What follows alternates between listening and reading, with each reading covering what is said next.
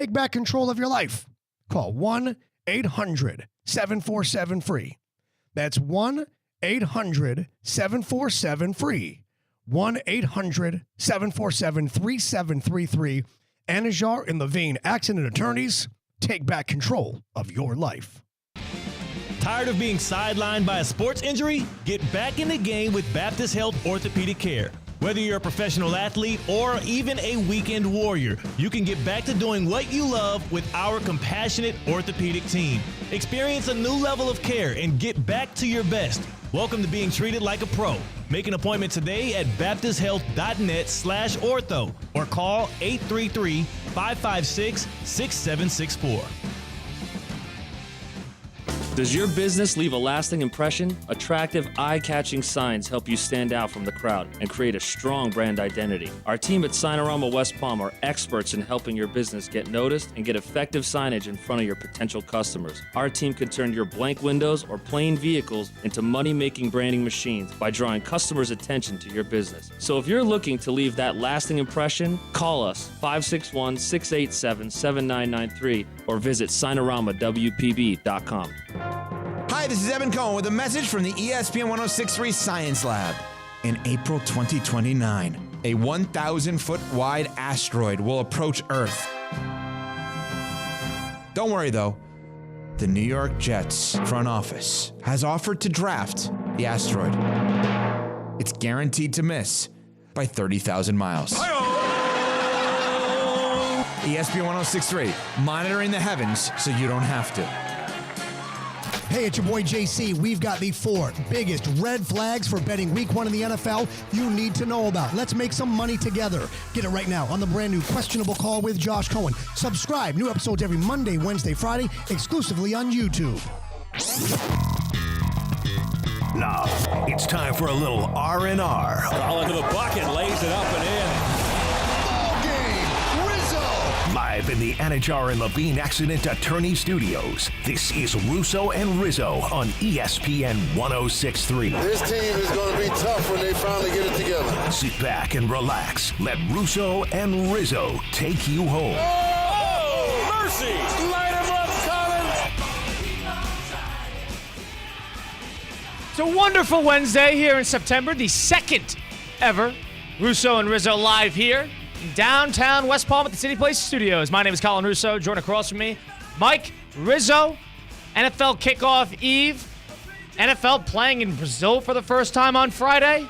Packed week. Lot to talk about. Going to have a great program for you for the next 2 hours. You can follow along right here on 106.3 ESPN on FM. You can tag along on YouTube at ESPN West Palm or on Twitter at ESPN West Palm. Or Facebook at ESPN West Palm. We're live there as well. If you want to see us, see our pretty faces. Mike, how you doing today? You good? Good, partner. Good, hanging in there, ready for some football. Got some big games coming up over the weekend, and it all starts tomorrow in the National Football League. It does start tomorrow, but there's an interesting one that I wanted to get to, and I want to get your take on because I feel like everything I've seen about it has been entirely negative. And it's the NFL expanding its international play and sending both the Philadelphia Eagles and the Green Bay Packers down to Sao Paulo, Brazil, to play their opening game, which is going to be this Friday. And Sao Paulo, Brazil, which is not close to here, but I feel like all the negative reactions I've seen to it has been from players as well. None of them want to go, it seems like. None of them are excited about it, and not for the reasons that they don't want to travel a long distance. That's probably part of it, but I think a big part of it is safety. They are being instructed not to leave the hotel. They're being instructed not to leave the practice facility. They're saying don't bring your families. It sounds like this has been a complete nightmare to begin with, and I can't imagine this is going to go very well for the NFL. Right, and the conversations when Brazil first came out, Colin, were, oh, no teams want to go. You know, I remember they brought it down to like 6 teams that had a chance to go to Brazil, and none of them wanted to go.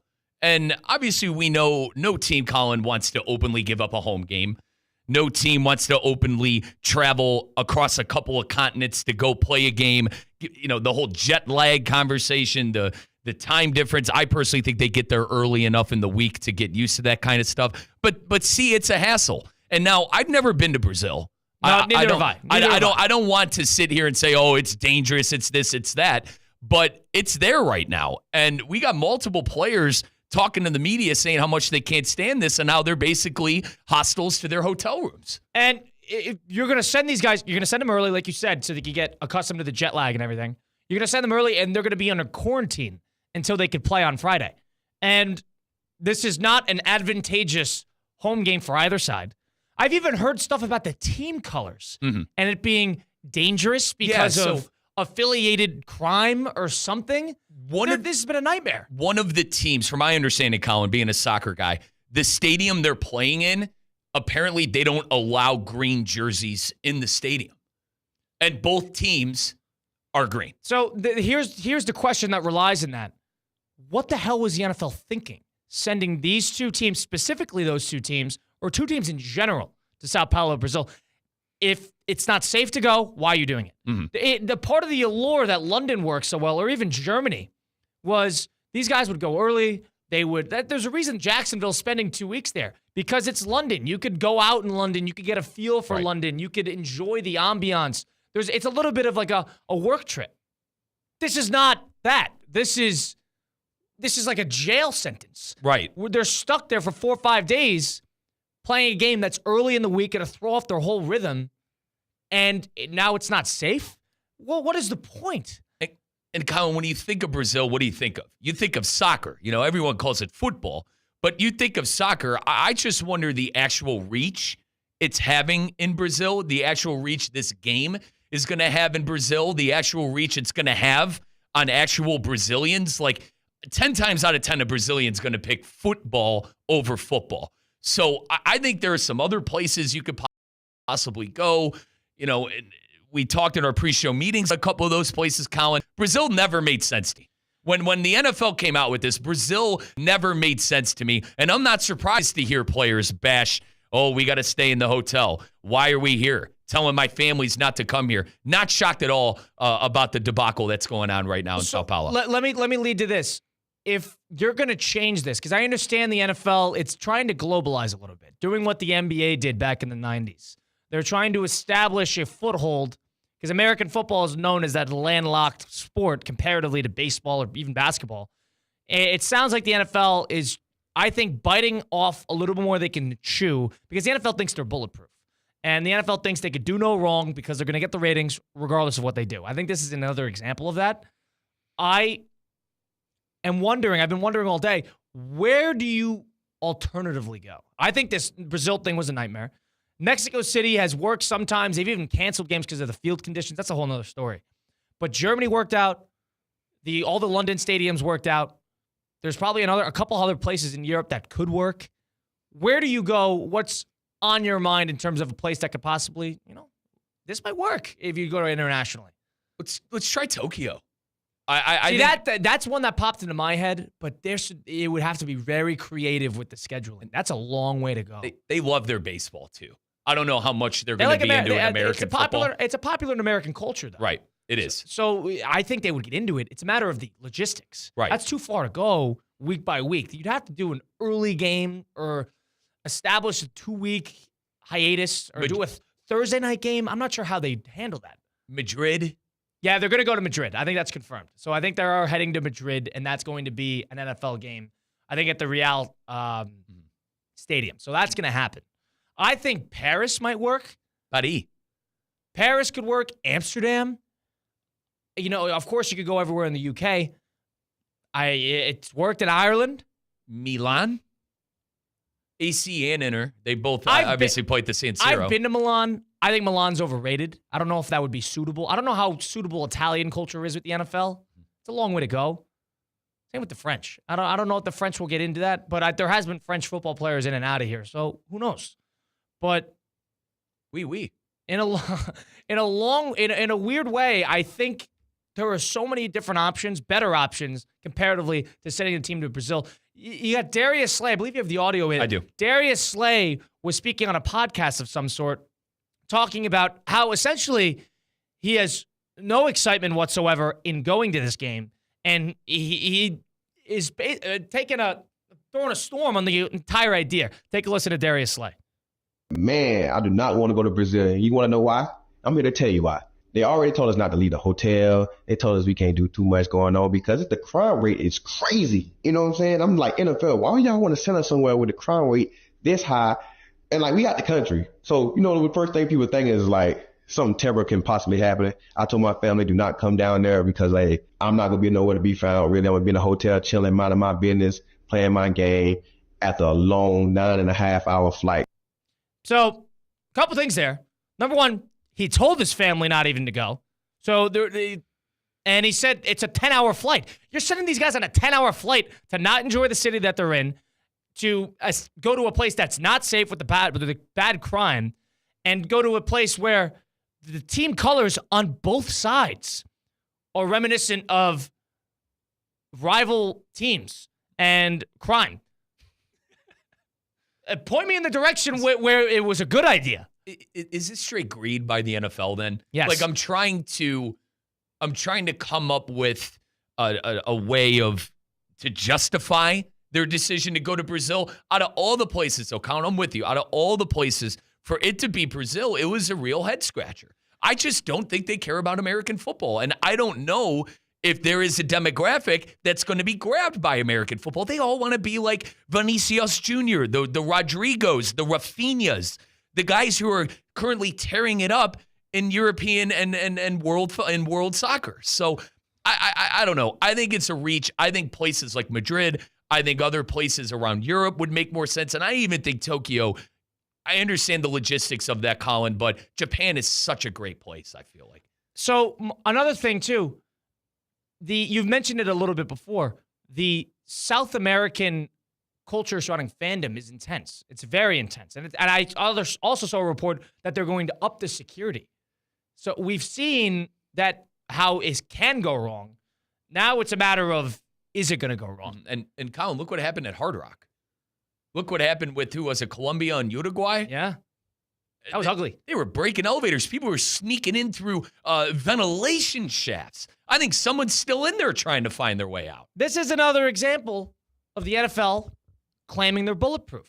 The NFL put the playoff game on Peacock, which was a try us, call our balk to the fans, and it worked. Peacock did great for the game. They did it for the Netflix on Christmas Day, the Wednesday games. Yep. Try us, call our bluff, and it's going to work. And they're now next year, it sounds like they're going to take over Labor Day. I'm fine with that. Colin, we were together over the weekend. I said, where's the NFL? I wanted NFL, man. I love a college football Saturday, but Sunday came around. They're bulletproof. When are we going to see them bleed? When are we going to see the NFL bleed? I thought we were going to see them bleed a little with the Ray Rice situation, how ugly that was. There's been a history of domestic violence and ugliness in the NFL on that part. But Colin, other than image issues with some of the players and the NFL dusting stories under the rug, you're never going to get They're going to run every day of the week. Especially in this country. They're going to push that Super Bowl into President's Day weekend. They're going to expand the regular season to 18 games. They're going to play in every country imaginable and send these guys around the world just to play a regular season game. Okay. I don't know. Like, how do you combat that? When does the players union step in and go, all right, enough's enough? Especially with the games. You mentioned the games, Colin. The money. That's why we're seeing, and I'm the person who complains, why can't players in the NFL play out contracts? I'm slowly starting to understand why. The extra games, the wear and tear on your body, going to Brazil. Now, Colin, they make more money than I could ever dream of. But at the same time, compare it to other sports. Baseball is all guaranteed money. Colin, basketball has an influx of money that I've never seen right now in the NBA. So I'm all for it. It's about player power. They don't have any power. Fine. They have no power. I've kind of come off that take a little bit of, Jamar Chase, get your money. CeeDee Lamb, get your money. Jamar Chase, get your money. I have a different take on that, despite the fact he's only played 3 years, injury-riddled years at that. So that's another conversation for another day. It sounds like Jamar Chase has actually showed up to practice today. So whether that means he's going to suit up in 5 days, it remains to be seen. But it sounds like he got Jamar Chase for the Bengals back in pads and hopefully in shape. Probably not. But nonetheless, okay. Well, let's see if you feel like an idiot now. Nonetheless, NFL going to Brazil. That was Mike Rizzo you heard talking. Colin Russo here. Russo and Rizzo on ESPN 106.3, downtown West Palm. ESPN West Palm. Follow along on socials at ESPN West Palm. We're live there. If you want to see our pretty faces, you go right there. Poll questions up at ESPN West Palm on Twitter. We'll get into this in a little bit next segment. Which quarterback has the most pressure or is under the most pressure to win this year? We came up with 4 options. Dak Prescott, Lamar Jackson, Aaron Rodgers, and Miami's very own Tua Tagovailoa. It's a tongue twister. We'll get into that and more next. It's Russo and Rizzo live here on ESPN 106.3. From the Anajar and Levine Accident Attorney Studios. Anajar and Levine Accident Attorneys. Call 1-800-747-FREE. This is ESPN 106.3. ESPN 106.3 is presented by Rubenstein Law. 1-800-FL-LEGAL. Car accident, truck accident, Uber or Lyft accident, or a slip and fall. Call Rubenstein Law. Call 1-800-FL-LEGAL and visit one of our offices throughout Florida. Gentlemen, good news, bad news. Let's do bad news first. Get that out of the way. Bad news. The supplements you see on TV with the free trial, your testosterone's going to replace it, they don't work. If they did, the multi-billion-dollar industry of testosterone replacement wouldn't have to exist. But thank God it does. And thank God for Andrologics West Palm Beach, treating and beating low T for over 20 years, improving the lives of thousands of men just like me, just like you. This is science, not promise. I'm talking about improved performance from the boardroom to the bedroom. Your body chemistry is as unique as your fingerprint. There's no one-size-fits-all solution that works for everybody. The best part is their doctors custom-designed testosterone replacement for you, and it's shipped right to your door. Everything to look, feel, perform better, like your mid-late 20s on. Gentlemen, get it back. It's never too late. If you start now, you'll be grateful. Don't wait any longer. Go online to andrologics.com. That's ANDROLOGIX.com. Again, ANDROLOGIX.com. Andrologics West Palm Beach, because experience matters.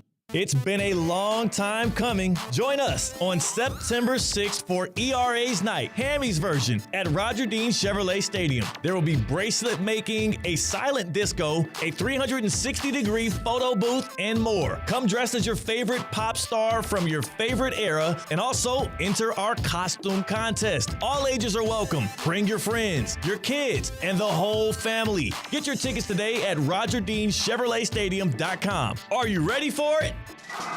ESPN West Palm and Humana are proud to recognize military veterans within our local community. Our Veteran of the Month is Sergeant George Austin. Sergeant Austin served 13 years in the military under the Army branch, and he is currently employed as a new employee orientation coordinator. While serving in the Army, Sergeant Austin was stationed all over the United States and overseas in Germany. Sergeant Austin received multiple awards and certifications for his outstanding achievement and service, including the Combat Infantryman Badge, Overseas Service Ribbon, and an Advanced Leadership Certificate. Since returning from his duties in the military, Sergeant Austin lives in West Palm Beach, where he is still heavily involved, working closely with his fellow veterans. Sergeant George Austin is the Veteran of the Month presented by ESPN West Palm and Humana. Thank you, Sergeant Austin. The big football kickoff week is presented by PNC Bank. PNC Bank is committed to making a difference in the lives of the customers they serve in the South Florida community. See how at PNC.com. Ladies and gentlemen, we got the Knox in the house, right? And I go by the name of Wyclef. I bought the band. Let's get back to the Anajar and Levine Accident Attorney Studios. This is Russo and Rizzo on ESPN 106.3. Russo and Rizzo rolling on here. ESPN 106.3. Colin Russo, Mike Rizzo here with you live. Talked about the last segment. Which quarterback under the most pressure to win this coming season? The poll is up on Twitter at ESPN West Palm. Go vote. Lamar, Aaron Rodgers, Dak Prescott, Tua Tagovailoa.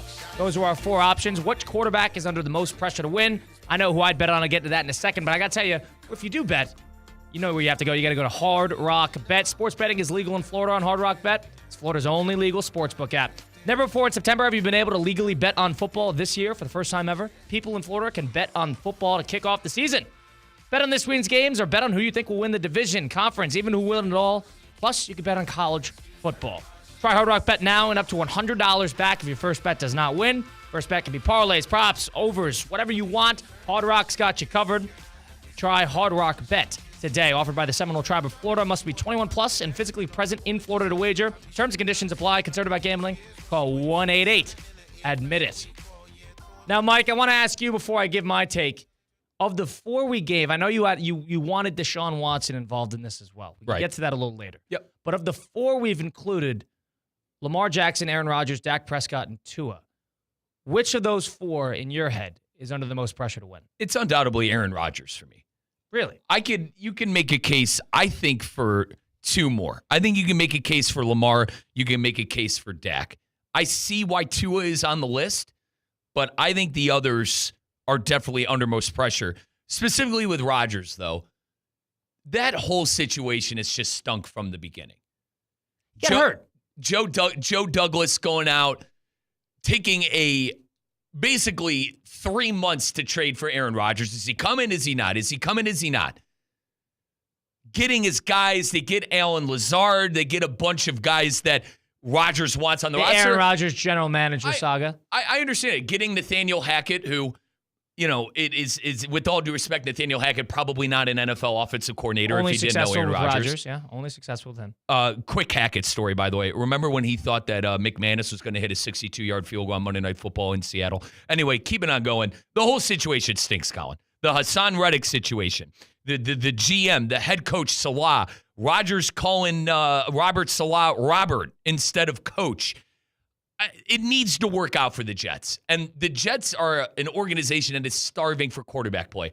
I think more than any team in the NFL. I think the Jets, Colin, have been starving for quarterback play more than any team in the NFL. And Rodgers, this could kind of taint. I don't think he has to prove anything to anybody. Let me make that clear. Number one, I like Aaron Rodgers a lot. I think he's the best quarterback, if not arguably the best quarterback I've seen with my own 2 eyes. But this could possibly taint his image a little bit by going to New York, fizzling out, and never being good. I think it's Rodgers, no doubt. It's a little bit of the Favre route if he does that. I don't think this is a Rodgers thing as much because Rodgers is number one, has won to begin with, and it was a great Super Bowl he won over the Steelers. I mean, granted, 15 years ago, but nonetheless, Rodgers has been there and he's won, and he's had success in Green Bay, and he never really got over the hump to get back to the Super Bowl, but there's a little bit of a legacy thing on the line with Rodgers. You know what I think is good about Rodgers? He's very motivated by what everybody else thinks of him. And whether other quarterbacks kind of shrivel to that fact, I think that's really what lights him up. And I think the fact that everybody is, the Jets are the Jets and they're going to get in their own way. Rodgers got hurt last year. He had a bad game against Detroit to finish off his Packer career. He had a couple rough playoff games against San Francisco. I could see Rodgers really coming out and playing with a chip on his shoulder. And he doesn't necessarily need to, but for somebody that is always in the limelight and always in the headline, now it's about football. I could see him having a dangerous year. My pick for this on which quarterback is under the most pressure to win, I think this is without a doubt. I'm surprised it's not leading the vote at the moment. I think it's without a doubt Lamar Jackson. Lamar, this is somebody who has had an insurmountable amount of regular season success. We know this. They've been good with him. They've consistently been good with him. He's had 2 MVPs, but is somebody who has been terrible, with a capital T, terrible in the postseason. And there's no doubt in my mind that Raven fans are, all right, it's time to make this work. You can't just be fantastic in the regular season and then shrivel in the postseason every year, Lamar. There's a certain point where we're going to have to see some postseason production. A guy who's 2-4 in the playoffs, 6 touchdowns and 6 interceptions over that career, 3 rushing touchdowns and 6 fumbles. Maybe it's time for the MVP to play like an MVP when the MVP is supposed to play like an MVP in the playoffs. Mm-hmm. Lamar, without a doubt in my head, is the guy who needs to win the most. Do you want to know what I think Lamar has working against him? What's that? Playing in the AFC and having the guy named Patrick Mahomes in his way. But he ran into Mahomes that one time. Like, Lamar's also not been great against a number of teams. That Charger game when he was in 2019, there's a number of games that's not named Patrick Mahomes that has stumped him in his tracks. I understand last year was a problem, but it's not. It hasn't been just Mahomes. That's the Josh Allen route. I think it talks to how competitive the AFC is rather than the NFC. I feel like the NFC has the Niners and the Lions. The AFC has the Chiefs. You have the Bills. You have the Bengals. I could argue you have the entire AFC North in general. You know, I think the AFC North is the most competitive division in football. Well, I agree. I agree with that. And Colin, they play in that division. But he gets the hell beat out of him in that division with Pittsburgh and the Browns. This is less about the competition. This is more about him performing. He hasn't played well. A lot of people don't. Colin, it takes quarterbacks. I think the quarterback position in general, when it comes to the postseason, it takes some quarterbacks some time. We could say the same thing about Josh Allen. Allen's not on this list. I agree. Allen should be more along the lines of what you just said. He's had the trouble of running into Mahomes. Allen's played great in the postseason. Okay. I want you to ask me a question, partner. Ask me the 3 best quarterbacks in the league not named Patrick Mahomes. All right, go for the 3 best quarterbacks in the league that exclude Patrick Mahomes. Joe Burrow, Josh Allen, Lamar Jackson. Those are the best 3. And what do they have in common?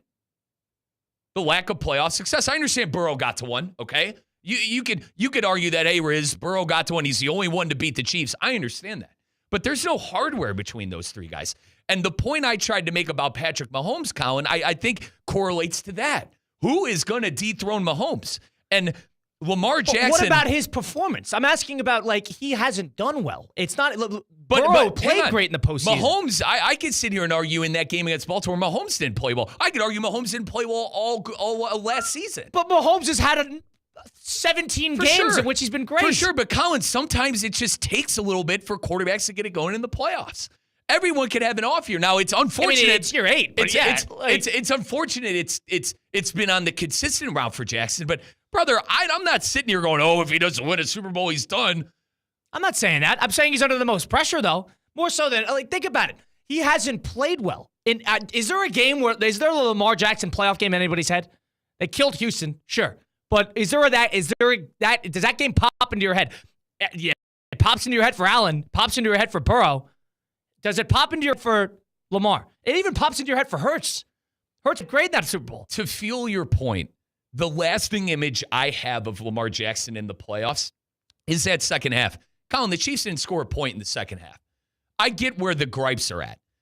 I think it's only a matter of time Lamar is going to figure this thing out. The Chiefs aren't going to win the Super Bowl every single year. They're not going to get to the Super Bowl every single year. I think this whole Chiefs thing ends this year. I do. You don't think we're going to see it's them a question. It's a question for another show. You think it's going to be Lamar that's going to do this? Out of all those 3, it could be any of the 3, the Allen, the Lamar, or the Burrow. I could see all 3 of them winning, Colin, at one point in their career. They're all young. I mean, how old is Lamar Jackson? He's probably 27 at this point, 28. It's still a long way. And I know the way he plays, maybe his longevity isn't as long as Joe Burrow and Josh Allen. But Colin, these guys are young. But I don't understand a Baltimore Raven fan that goes, we need to upgrade Lamar. We need. There hasn't no Ravens fan says that. But what the Ravens fan is saying is that last year they were when he needed a contract. You want to get remember when he needed a contract? These conversations came up when he needed a contract. And then he had the MVP season. So I guess they said that he won an MVP before the contract. In 2019, I understand that. There's a point to that, but I thought everybody was in arms about let's pay Lamar. Sure, there might be the Joe down the road who might disagree. I guess I think there are 2 more quarterbacks on this list, Colin, that are more under pressure. Who's the second one? Dak. He needs a contract. They haven't won a playoff game. Contractually, that makes sense. Legacy-wise, do you think over Lamar? I think so. He plays for the Cowboys. Colin, everything is magnified with that football team. I don't Jerry disagree Jones with this. and that the star America's team. I mean, how long did the national talking heads talk about poor Mike McCarthy and Dak Prescott fumbling that game against the Packers? The way I look at it too is the Cowboys are in a peculiar spot. So it's, even with Rodgers and not really Tua, but those are guys who have had to shift through coaching staffs a little bit, and the blame hasn't always – Prescott gets all the blame, but the blame generally always hasn't been on them specifically. Lamar has had a successful coach, an ultra-successful defense, a successful offensive line, a successful running game, and they've been successful in the regular season. The Cowboys have had problems with their offensive coordinators, their defensive coordinators. They've had problems with injuries. You could say the same with a number of other quarterbacks who have had to deal with this turnover. Lamar hasn't. The only problem, yes, Mahomes is a problem. Everybody knows this. But Lamar hasn't played well. You have to play well in the postseason. If you don't win the big one, you don't win the big one. If you play great, that's why I give Josh Allen a break. He played great. He's a great postseason quarterback. But Lamar hasn't. He hasn't played well at all. Well, the most pressure. Like, I'm thinking of, like, Dak is on that 1-year deal. Rodgers has something to prove post Green Bay. There's no pressure under Lamar going into this year when you're a 2-time MVP winner and you're probably well on your way to winning another one before things are all said and done. I disagree. I think there's a ton of pressure to win that title because what are you just going to win? You can win all the MVPs you want. But Dan Marino made a career off it. Colin. And Dan Marino, everybody stuns Dan Marino for not winning the big one. So there's a level of Elway versus Marino. Yeah, Marino's got the talent, but Elway's got the titles. And it's important to distinguish the fact that if you don't play well in the postseason, that's a significant, mark on that career. So you're saying Rodgers has a championship. There's no pressure on him whatsoever. I'm not saying there's pressure on everybody here, but continue your point. Okay, yeah, no, I just more or less out of the three we're talking about right now, Dak, Rodgers, Lamar. Your mindset right now about Rodgers is he's already won. He's already a Hall of Fame quarterback. How much pressure is there really? And maybe there's more pressure on the Jets as an organization than Rodgers. I get that. But I think there is the reason I chose Aaron Rodgers is because you mentioned the whole Brett Favre thing, and it is a little similar to that. I think Rodgers, when he looks back, he'd rather go, God, things were successful in New York, rather than, oh, that was a disaster. I agree. I think Rodgers is at a bit of a crossroads in whether I want to end my career like Brett Favre or I want to end my career like Tom Brady. And this is sort of, he hasn't had the career of Tom Brady, but in the sense of leaving your team, proving you could do it without the franchise behind you, and stapling yourself in the all-time conversations, which he's already in. But the point is, he's trying to figure out how you want to finish your career. Brady ended on the highest of highs. Okay. Favre didn't, so I think it's a matter of that. Continuing a little bit then. Dak. Let's go to Dak. Not so on him. He's played well. The team has failed him. Do I have that right? It's more or less Lamar. He hasn't played great in postseason, but he has been, I would say, a little more successful. He's played better than Lamar has. I won't argue that. Yeah. I'm not going to. Better than Lamar has. Give me the Lamar statistics again. Do you have those on hand? He was 2 for 4 in the playoffs in win-loss, 6 touchdowns and 6 interceptions, 3 rushing touchdowns and 6 fumbles. So that's just off the turnovers. So I understand now. Your direct correlation is performance and the need to not be a Dan Marino-esque quarterback and to get over the hump. You need to win. You need to play well. You could Peyton Manning, his second Super Bowl title. Thank God he had the first. There's a certain level of it's contextual. You have to play well, but you also team. If you have a couple bad games, big deal. Roethlisberger made a career off of this, but you need to play well in a big game, and Lamar doesn't have that. There's no staple game for Lamar. Right. I think that's a problem. And I quickly back to my Rodgers point. We mentioned Hassan Reddick. We mentioned the GM Joe Douglas. We mentioned Robert Salah. Colin, I think that there's a good chance that this Jets team could be completely blown up after this year. I think it's trending more towards that than playoffs and success. And you mentioned it. Who says Rodgers is going to step in and play like an MVP candidate? He blew the game against Detroit. All right, not him specifically. He didn't play well, but yes. He didn't play well. His team blew the game at home in Lambeau to Detroit. That doesn't happen. Colin, do you hear what I just said? They blew the game in Lambeau at home against Detroit. And then that's why I think Rodgers might be dangerous. And then the lasting image I have of Rodgers is him being on the ground and being out for the year. So that's why I think there's pressure on Rodgers. Colin, you've been around the New York media your whole life. Those people are vultures. Totally. Vultures. Totally. But it's also the Jets. The Jets don't get the flack the Giants do. But I also think Rodgers is good with the media, weirdly enough. He bad headlines, but he doesn't care. He knows how to stay in it. And I think he's very in tune with what's being said about him. Whether he likes to admit it or not, he is. And I think that's a big motivator for him. Watch Rodgers and the Jets make some noise this year. He should have never went there. That's my whole take on it. He should have never went there. The writing was on the wall, and it worked out for both sides when Jordan Love was drafted. And maybe they were the only team in the market. Yeah. And the writing was on the wall when Jordan Love was drafted. That's Mike Rizzo right there. Colin Russo. Russo and Rizzo live here on ESPN 106.3. Follow along on socials at ESPN West Palm on YouTube, Twitter, Facebook, you name it.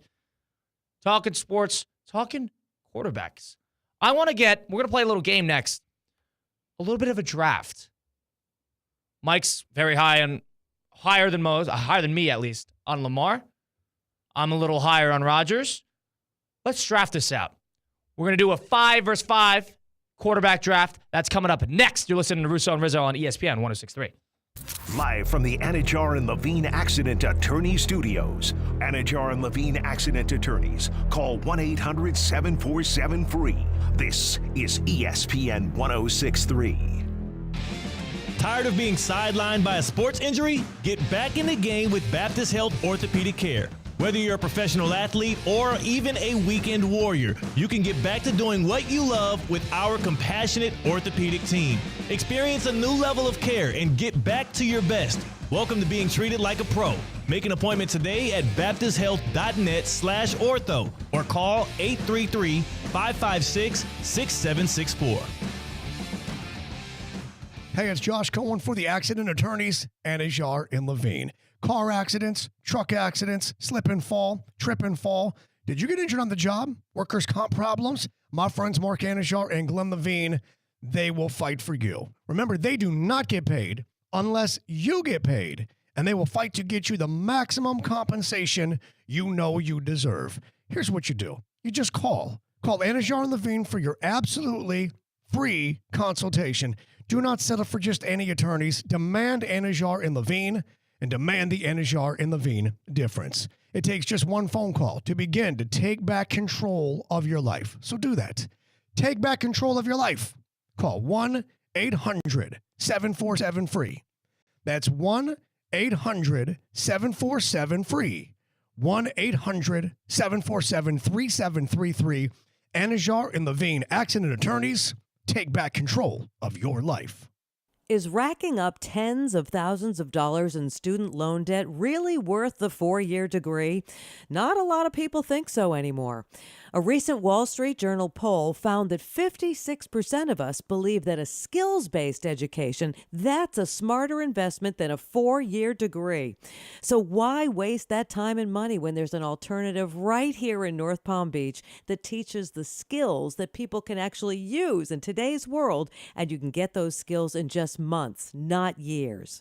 I'm talking about CSB Media Arts Center, the home of Connecticut School of Broadcasting, which provides hands-on training in audio and video production, podcasting, sports broadcasting, social media marketing, filmmaking, coding, and so much more. For over 60 years, CSB has placed thousands of graduates in careers. Take a moment and visit GoCSB.com to schedule a tour. That's GoCSB.com. The annual Boca Raton Bowls ABC Supply Great Chefs Tailgate Showcase, presented by Boca Raton Innovation Campus and CP Group, heats up on Tuesday, October 15th from 6 to 8:30 p.m. Join me, Theo Dorsey, with ESPN West Palm at Brick in Boca Raton, as dozens of local chefs, breweries, and cocktail masters serve their favorite tailgate classics. Tickets are on sale now. Visit spiritofgivingnetwork.org/events to purchase your tickets today.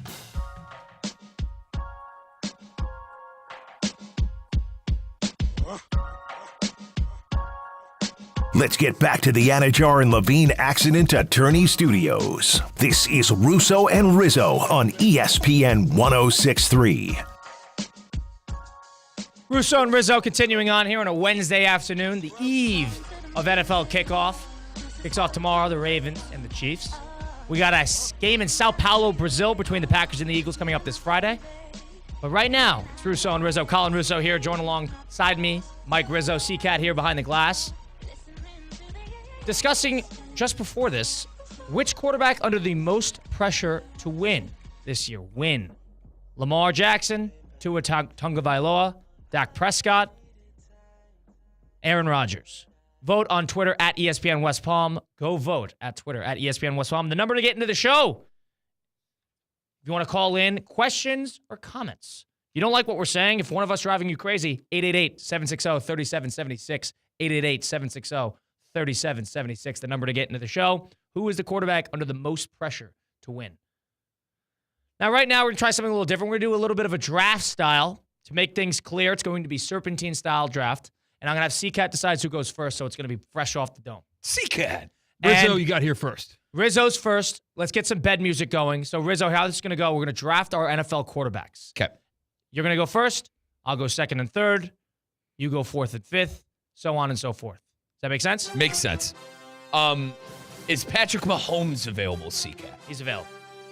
He's on the big board. I'll take Patrick Mahomes. Josh Allen. That's for me. There we are. Nice touch. That's what we were waiting for. Pat Mahomes versus Josh Allen. It's And a I'm snake draft. going to take Joe Burrow. These are quarterbacks. If I was going to die, I needed them to win me a game. These are the quarterbacks I'm going with. Aliens come to town. Oh, we need your best quarterback. They've got a badass Give me Josh football Allen team. and Joe Burrow. All right, so you went Burrow and Allen. I'm going Lamar. Okay. Lamar Jackson. Who else you got? Might surprise a couple of people. CJ Stroud. Okay. So you went CJ Stroud and Lamar here. You also have Mahomes. Right. I have Allen and Burrow. And then you need two? I need two here, so we're going to go 2 and 2. Does that make sense? Yep. Okay. Let's go. I think this is going to surprise people, too. I'm not as high in him as everybody else. But I'm going to go with Rodgers. Wow. I'm going to go with Rodgers, and I'm going to go Herbert. Makes sense. All right. I need two more, C. 2 more, and then we'll go to 5 total each. Okay. So you got Mahomes, Lamar, and Stroud. Yep. And I currently have Allen, Burrow, Rodgers, and Herbert. So I picked 2 in a row here or just one? 2 in a row. Okay. That's going to finish your team. Oh, boy. See, this is when the going gets tough. I feel like the 1A quarterbacks are officially gone. You're going to make fun of me probably, but give me Caleb Williams. Okay. The U.S. men's basketball team, you need one rookie. I like it. I don't like that. I am extremely high on Caleb. I have been since my time in Peoria. And then number 5, Colin. Give me the love, doctor. Give me Jordan Love. Ooh la la. So I'm between 2 here. And so that's your finisher team. You have Mahomes, Right. Lamar, Stroud, Caleb Williams, Jordan Love. Right. I'm sitting at Josh Allen, Joe Burrow, Rodgers, and Herbert. Jalen Hurts seems like the obvious answer here, but I also like Stafford. And Stafford's a Super Bowl winning quarterback. Oh. And I think he's wildly underrated. And I still think he is sort of like what we've missed about the quarterbacks of the 2000s, the big, bulky pocket passers. He's the last of a dying breed. But I think it'd be foolish not to go with him. Let's go Jalen Hurts here. All right. Stafford's a close second. If I had 2 in a row, I'd go Stafford the next one. So restate your teams, gentlemen. All right. So this is my team, and then you could go your team, Mike, all right? I, with the second overall pick, Serpentine style, Josh Allen, Joe Burrow, Aaron Rodgers, Justin Herbert, Jalen Hurts. C-Cat, I want you to declare a winner after this. Mike, you decide your team after this. Patrick Mahomes, Lamar Jackson, CJ Stroud, Caleb Williams, Jordan Love. It's tough because I randomly picked Riz as the first overall pick, and that just gave him such a lead that you were not able to overcome, Russo. I'm going with Mike. Mike won the draft. All right, so they have Mahomes, I understand. What don't you like? Caleb Williams? I love Caleb Williams. He's buying low. He's seeing unrealized potential. Caleb Williams will learn from the quarterbacks ahead of him on that team. I love the pick. I like it more than where you took Aaron Rodgers at this stage If of his I career. took Stafford against Rodgers, would my team win? No. I'm not Stafford. Two old men. Listen, Stafford played well last year. I need to see some more consistency from him down the line in his career. I think Stafford's 2 seasons away from the What Super did he Bowl. get? 3. 2022. 3. Sure. Now 3. 3, This is because the third Kansas year. City won 2. This is the and third then- year, yes. Yeah, Kansas City's going for But 3. We're still- 3 years separated. He's been the injured bug. That's what I'm worried about. Can he get it? Can he stay on the field? I'm surprised by this. Yeah, I thought I you took thought you that had a one. slam dunk. You thought you had that? He has a slam dunk in. Give me your top 3 again. Burrow, Allen, who's third? Rodgers. No. I have winners. You have you're top heavy with Burrow and Allen. You have Hurts on your team too, right? Yeah. Yeah, he's a grocery boy anywhere else outside of Philadelphia. Is he? Yeah. Remember No bias there. Remember the story that came out with him and Sirianni? Are they going to last? Is that marriage Yeah, going that's to all last right. together That in seems to Philly? be okay. You mentioned C.J. Stroud. Colin, No, I didn't. Or sorry, you mentioned Caleb Williams. I'm Yeah, I sorry, you did. mentioned Caleb Williams. I think that Williams will be in the conversations with the Allens and the Burrows. This year? Maybe in 2 years. I think you're. I think it'll be solid. I don't know. I think you're relying on a bunch of youth. Love has had 1 season playing. Stroud has had 1 season playing. Williams has had no seasons playing. I got to convince somebody here, right? It's the next generation. Just like ESPN West Palm, baby. It's the next generation, Colin. I got 3 Wake guys up, here. kid. I have 3 guys here who've been to a Super Bowl. Yeah, we're all going to die on this Kool-Aid. In this office and in this company, we are drinking the Chicago Dude, Bears Rodgers Kool-Aid. ain't going to it. Hang on, though. Who are your quarterbacks that have been to a Super Bowl? Burrow, Rodgers, and Hurts. Okay. Outside of Burrow, Rodgers and Hurts aren't going to it. They're not going to a Super Bowl. With all due respect to Jeff in our station, who's a big Philly fan. They know Terry. Isn't Terry an Eagles fan? He is. Yeah. With all due respect to Jeff and O'Terry, the Eagles aren't going anywhere this year. And I know everyone's down on the I'm high on Niners. Hurts because I think Hurts, you know what sold me on Hurts? What sold you on The Hurts? fact that he called Wink Martindale, the former defensive coordinator of the Giants, after that Week 18 loss in which the Giants beat them. He called Wink after the game, after Wink was let go by the Giants, and said, hey, how did you come at me? Why did this work so well? What was your game plan on me? That is somebody who is obsessed with improvement. Who's in a Super Colin out of these 3? Caleb Williams, Jordan Love, Jalen Hurts. Who gets to a Super Bowl the soonest right now? Soonest. I don't know. Excuse me. It's not Hurts. I think Williams or Love get into a Super Bowl again over Hurts. Over what? Yeah. I think the Packers and the Bears in the coming years are going to get to a Super Bowl faster than Hurts gets The back. Eagles have been to a Super Bowl. But they're not going back. They were 11-1 last year. And what happened? 1-6 to end the year? I know it was 1-5 coach to end the year? turmoil. That's Losing different. to- That's fixed. They got Fangio in there, and they got Kellen Moore now. Oh, it's all fixed. It's a for sure thing.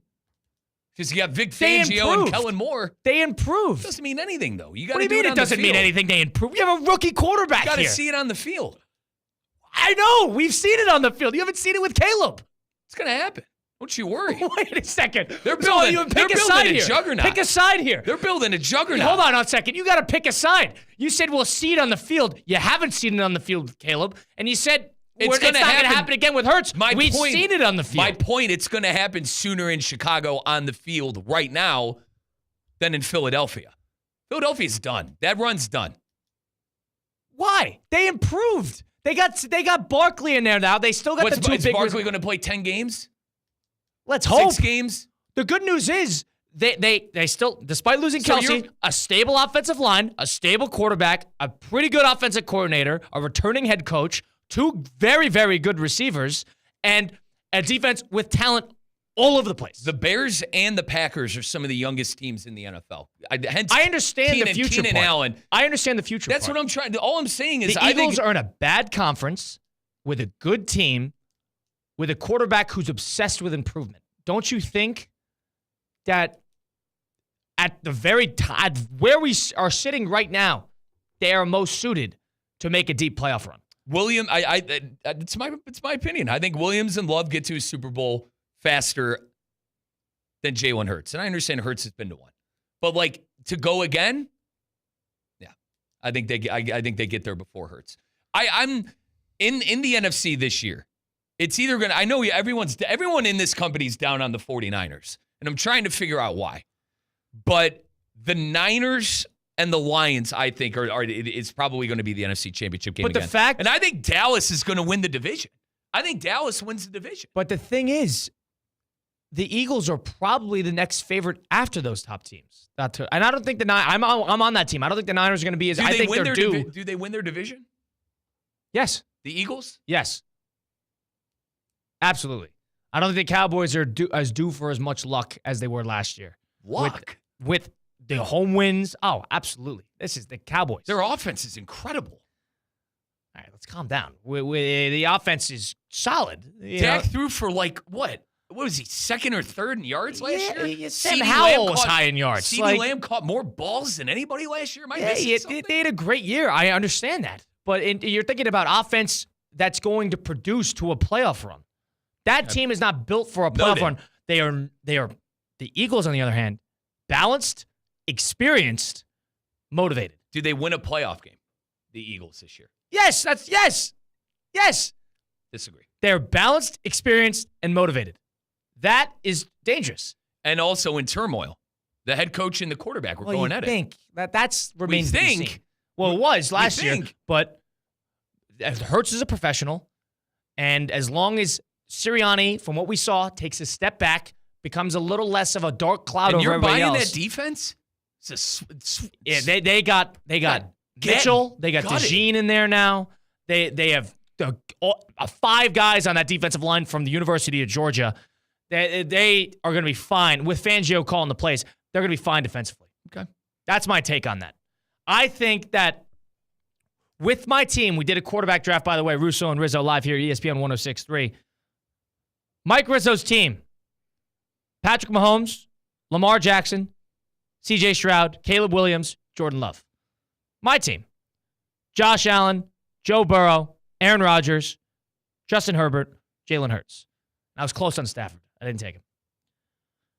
And this has delved into now Caleb Williams and Jordan Love at more of a position to get to a Super Bowl, and more likelihood of a position to get to a Super Bowl than Jalen Hurts. Not only do I think I'm completely blind. I think this team that I got, other than Herbert, playoff performers, experience, and arm talent. Okay. I understand you're riding high. You got the best of the best in Mahomes. Lamar, underwhelming playoff performers we got into. Wow. Caleb Williams, haven't even seen. Love, one good game under the belt, too. He played well against San Francisco. And Stroud, who's 1-1 in what we've seen. One, they were great.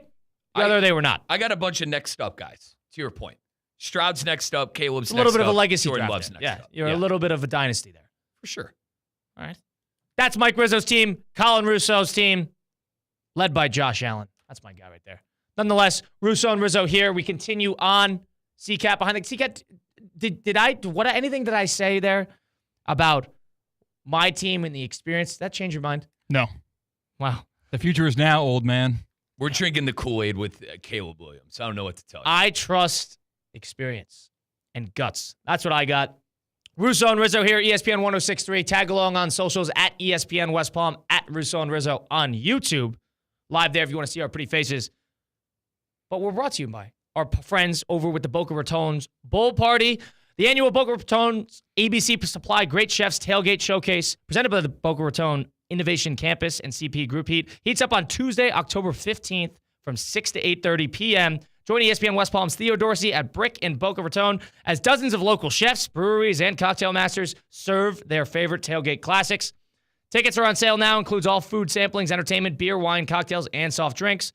Visit Spurt of Giving Network./events. Wow. SpurtofGivingNetwork.org/events to purchase your tickets today. Bunch of tongue twisters in that. I'm not sure who wrote that one, but nonetheless. Tag along on socials. Which quarterback is under the most pressure to win? Mike Rizzo is on the team of, you were Dak Prescott or you were Aaron Rodgers more? I was Aaron Rodgers, most pressure. More on the team of Aaron Rodgers is under the most pressure to win this year. I am more on the team of Lamar Jackson under the most pressure to win this year.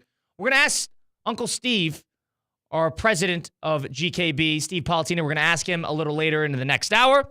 But for now, We're going to get into a 5 at 5 next. You're listening to Russo and Rizzo live here on ESPN 106.3.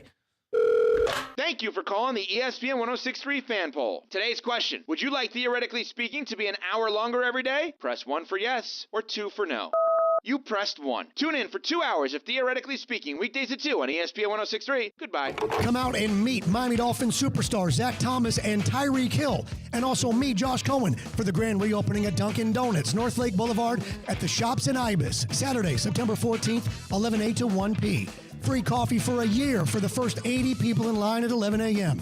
It's a family-friendly event, including face painting, balloon animals, tons of giveaways with our ESPN West Palm Street team, and pictures of the Dolphin stars will be provided for autographs while supplies last. That's Saturday, September 14th, Dunkin' Donuts, the Shops at Ibis. Is your credit on life support? Greenway Kia of West Palm Beach will be hosting a credit clinic at the dealership today and tomorrow. Local bank representatives will be on site to grant special approval to consumers who meet certain minimum criteria. If you have a job bringing home $350 weekly, the credit clinic at Greenway Kia of West Palm Beach wants to approve you so you could drive home your new Kia today.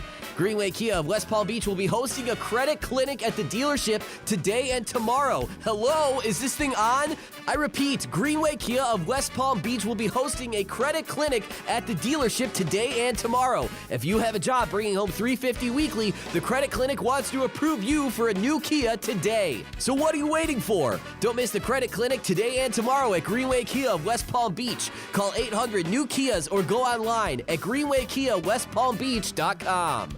We want to see ya in a Greenway Kia. Credit affects down payment and approval term. I'm Wendy Sartori-Link, your Palm Beach County Supervisor of Elections, and I'm committed to the integrity and accuracy of our elections. Election Day is November 5th. To vote in the 2024 general election, you have to be registered by Monday, October 7th. Registering is easy, and you can do so online at www.registertovoteflorida.gov, by mail or in person at any one of our 4 offices or a voter registration agency. Your vote is your voice, and we're here to make it count. Sponsored by the Palm Beach County Supervisor of Elections. As Floridians, we know storms are a part of life, and hurricane season is here. That's why it's so important to be prepared. At FPL, we're working every day year-round to get ready for storm season. And we want to make sure you're ready too.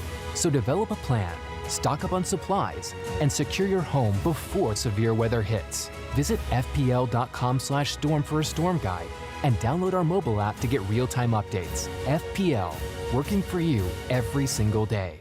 Hi, it's Evan Cohen with great news. It's officially football season on ESPN 106.3. Coming up next, it's the NFL 2024 season kickoff. The Ravens and the Chiefs. Thursday night. Pregame starts at 7:30. ESPN 106.3 is your official home for football.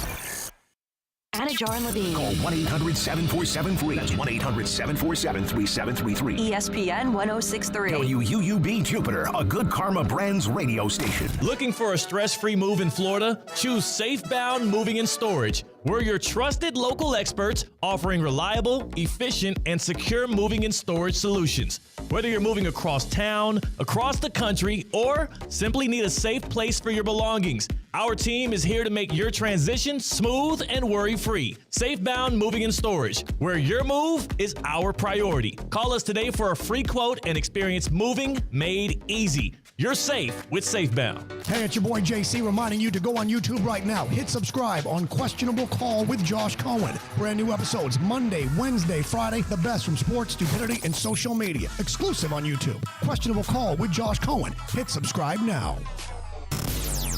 Time now for a PNC pause. PNC Bank is committed to making a difference in the lives of the customers they serve in the South Florida community. See how at PNC.com.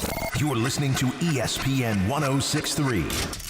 It's been a long time coming. Join us on September 6th for ERA's Night, Hammy's version, at Roger Dean Chevrolet Stadium. There will be bracelet making, a silent disco, a 360-degree photo booth, and more. Come dressed as your favorite pop star from your favorite era, and also enter our costume contest. All ages are welcome. Bring your friends, your kids, and the whole family. Get your tickets today at RogerDeanChevroletStadium.com. Are you ready for it? Try for show? putt for dough. Join Michelob Ultra and the ESPN West Palm Street Team this Friday, September 6th, 6 to 8 p.m. for the grand opening of X Golf in West Palm Beach. Not only are we qualifying a lucky fan to win $10,000, but X Golf will be giving away prizes all night long. To celebrate, they'll feature half-off Ultra Drafts from 5 to 9. Must be 21 or older to participate. Southern Eagle reminds you to please drink responsibly.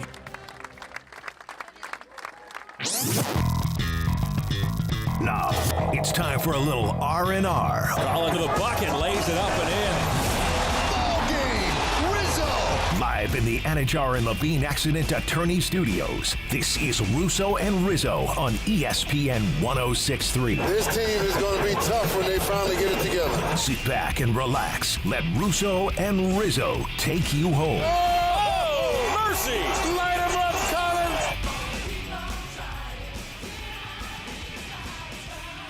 Kicking off here, the second hour of Russo and Rizzo, the second ever Russo and Rizzo live here on ESPN 106.3. Colin Russo, Mike Rizzo, taking place downtown West Palm at the City Place Studios. C-Cat behind the glass helping us out. If you listen before the show, you can catch Theo Dorsey on Theoretically Speaking alongside C-Cat as well. That's 2 to 4 weekdays right here on ESPN 106.3 or on socials at ESPN West Palm. Me and Mike going to be here every day, 4 to 6 on weekdays. So don't miss that. We'll be back here tomorrow for the kickoff day of the NFL. Nonetheless, been a fun show so far. We've had a lot of quarterback debate. Yesterday was all college football. We talked a little bit about the NFL going to Brazil and what is looming to be the biggest disaster the NFL has done in a long time. And it sounds like we differ on our philosophy surrounding the quarterback position, which is fine. I value the experience. Mike Rizzo values the possibility. The youth. The possibility in the youth. The youth. The upside. I mean, CJ, Caleb, and Jordan Love would probably be in the league for what, Colin? 12 more years? Playing at a high level? Yeah, I mean, we haven't Jordan Love, we've seen one season. I think we got to calm down there. I don't know. But we just got into that, so I don't want to dive back into the rabbit hole, so to speak. Nonetheless, we got C-Cat helping us out here. Oh, phone lines are open, though. 888-760-3776. If you have any comments on what we just talked about, or if you think quarterback is under the pressure the most, sounds like we do have a caller. But the number to call in, 888-760-3776. Bill from Wisconsin wants to get his take on the quarterback under the most pressure in 2024. Bill from Wisconsin, you're joining us now. What do we got? Who is the quarterback under the most pressure to win this season? Go right ahead.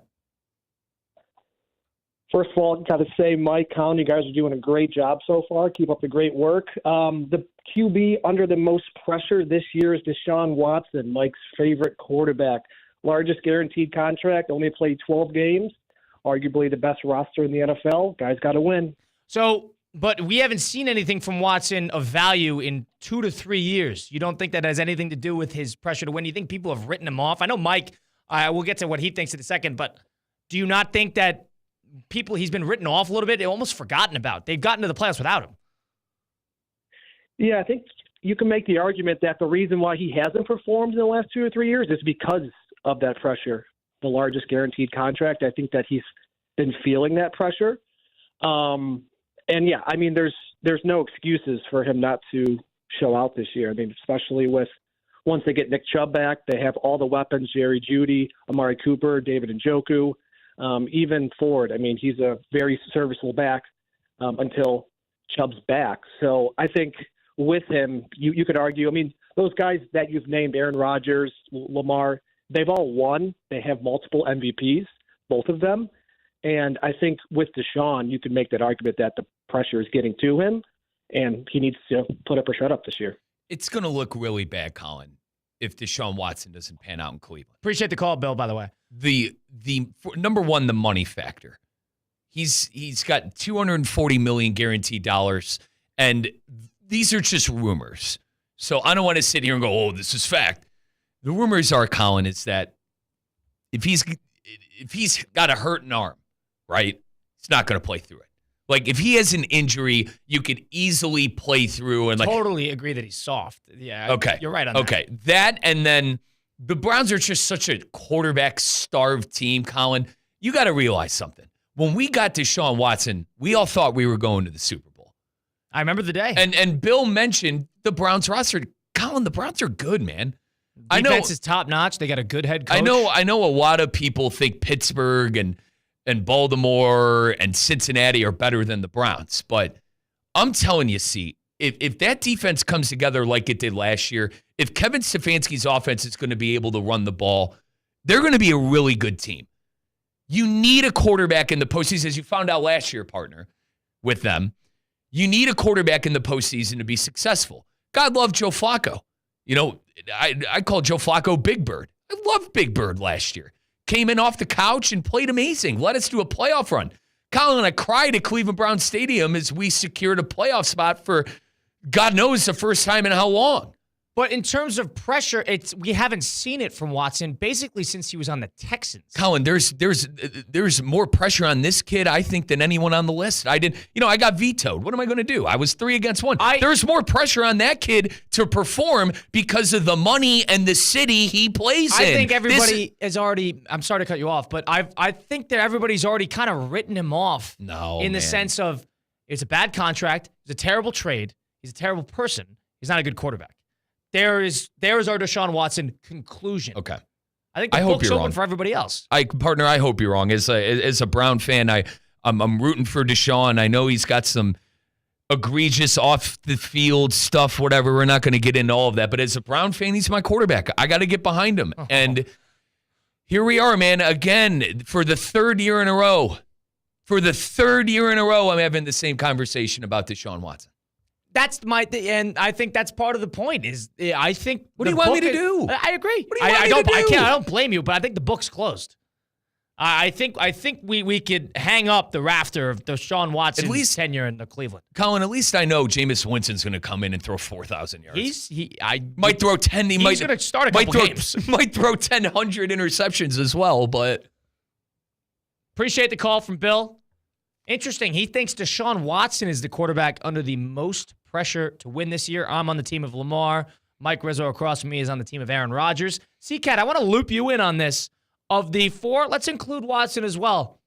Who is the quarterback under the most pressure to win this year in your eyes? Hey, guys, I'm a Baltimore Ravens fan, and I don't want to replace Lamar, but he's got to perform. It was disgusting how he ended his 2023-2024 playoff season.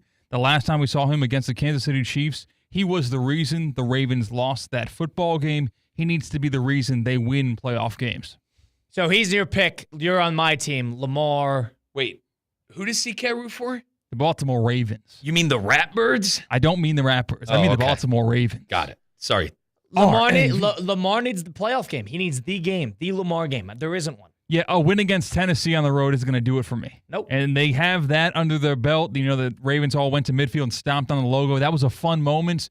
But we got to start taking skulls in playoff games. Yeah. Colin, you're against Lamar, bro. Don't like him. What did he do to you?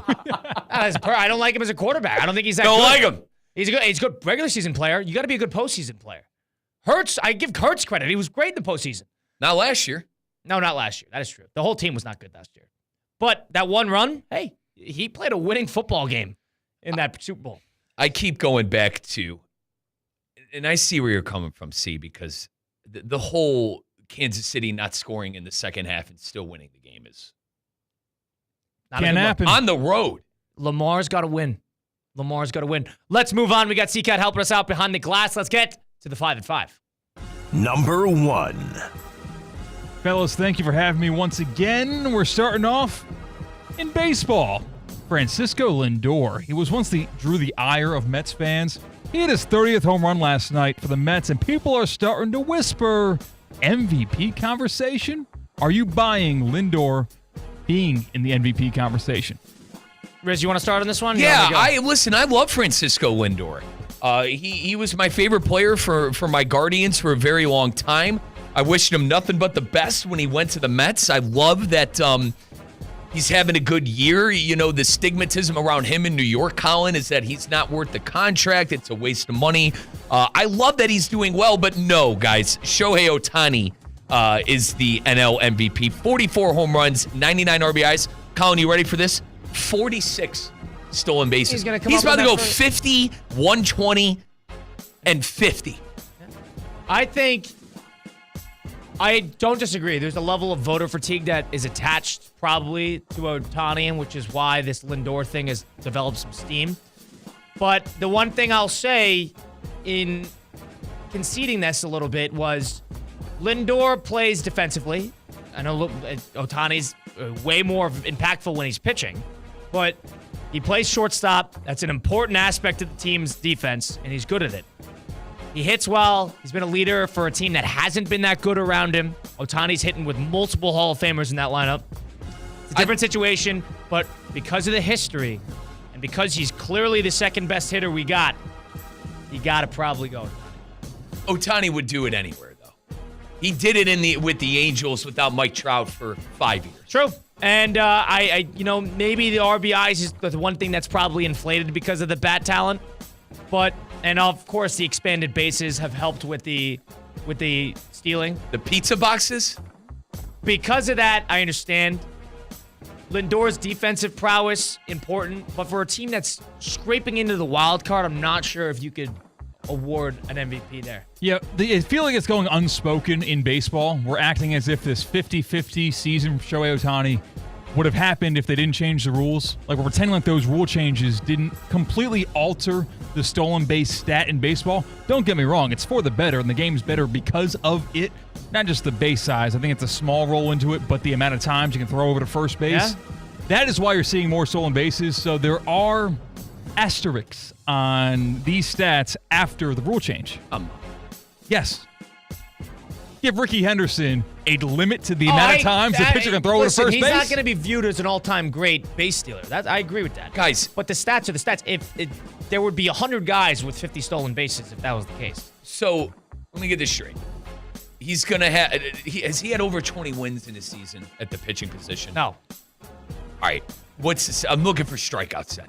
All right, what? 100 strikeouts. Good ERA. Yeah, okay. Pitches consistently. So, not only has he led the league in strikeouts, he's going to be up there in stolen bases, and he's going to have a 50. This is the greatest. But he's not pitching. He's not pitching. I know he's not, but the point I'm trying to make is he's not pitching, and now he's going for 50 stolen bases. This guy's the best baseball player I've ever seen. Most talented guy. guy. Not even close. Yeah, he's talented. He's the most talented guy in the league. Actually, it is close. See, Kat, I think you do agree with me. Barry Bonds is the best baseball player ever, but we're not going down that road. Aaron Judge or Bobby Witt? Wanted to get your opinion.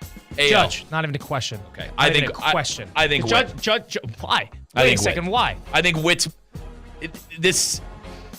It's hard, but I think Bobby Witt's more important to Kansas City.